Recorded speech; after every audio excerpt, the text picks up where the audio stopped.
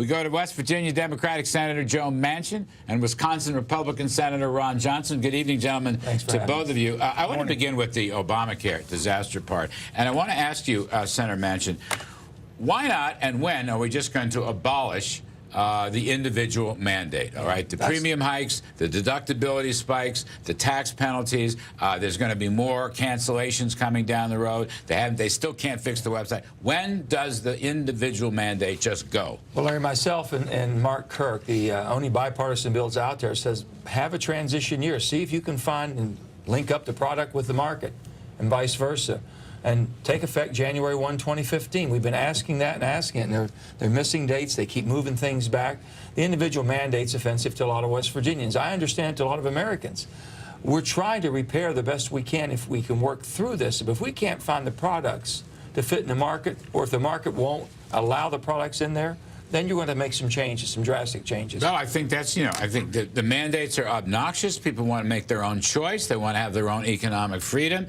I also think, Senator Johnson, we're heading for insurance bailouts. I think this risk corridor insurance bailout to cover the insurance company losses, whether it's their fault or not, is never going to fly. Now, question. I know it's not going to come up tonight in the State of the Union, but do you think the president, who has made a million changes in this, right, without consulting Congress. Only 14 without legal authority. All right, only 14 without legal authority. I hate to embellish. But the fact is, do you think that we're coming to the point where there's going to be a deal to get rid of the individual mandate?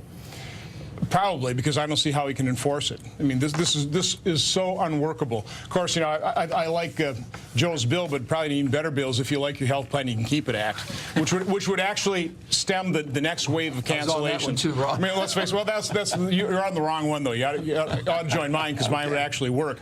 But Larry, that's what's going to happen. The next wave of cancellations is going to be employer-sponsored care. So you'll have millions of Americans, dumped in the exchanges, having to buy insurance now with after-tax dollars.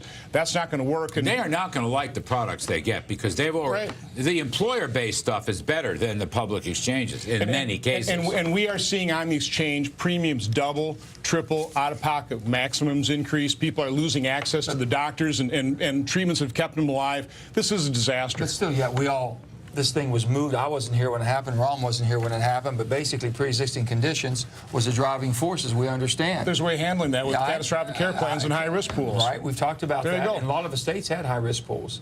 So can we get back to something more manageable?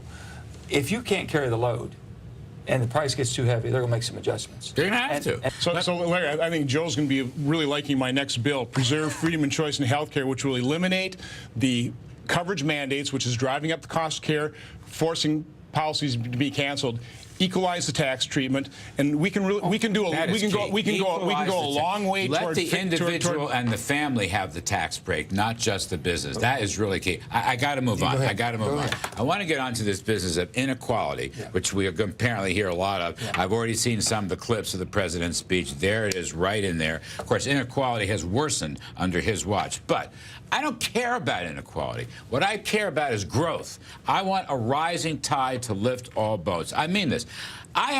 Bill Gates, Bill Gates, Steve Jobs, Mark Zuckerberg, right? Great entrepreneurs. They created thousands and thousands of new millionaires. And those new millionaires, in turn, reinvested that money to create businesses and get middle-class jobs going. Now, why do I care about inequality? Why should anybody? I want to create as much wealth in this country as possible. I think the president is barking up the wrong tree. As a chief executive, which I was governor of the state of West Virginia, when I first got elected, Larry, they said, you have to raise taxes. We need revenue. And I says, why don't you let me run this place for about a year and see if we can do any better? Not only did we not raise taxes, we lowered taxes. We had to fix a broken workers' comp program. We had to fix a tax reform. We did insurance reform. Once we built confidence, Larry, our market took off and never looked back. Our growth, during the whole recession, we had reserves. We had surpluses. We built a rainy day account. When everything was falling off, 27, 28, 29, we were still here. But the bottom line is, I know if you build confidence, only thing I would say to Mr. President, I said, Mr. President, if you're looking back, would you do it over and accept the Bowles-Simpson approach to fixing? The Bowles-Simpson approach. Right. Not everything, but the Bowles-Simpson approach. Three-pronged approach to fixing our financial challenges that we have. I will tell you, this inequality thing drives me crazy because it's not about growth, it's about distribution, okay? Equality of opportunity, you believe in that. Right. Equality of results, do you believe in that? How can anybody say, why? Take this kid Zuckerman from Facebook. He created, from his own staff, thousands of millionaires. And where do you think that money went? They rechanneled it into investments that create jobs. Why doesn't President Obama get that? And why are we paying any corporate tax at all? Well, first of all, it is the wrong goal. Equal results. The only way to get equality is have everybody have zero. So the goal should be, expanded opportunity, growing prosperity for everybody. That should be the real goal. But Joe mentioned Bull Simpson. Larry, we've largely enacted Bull Simpson. It's taken a lot of trouble, but we've got about $2.1 trillion in spending restraint.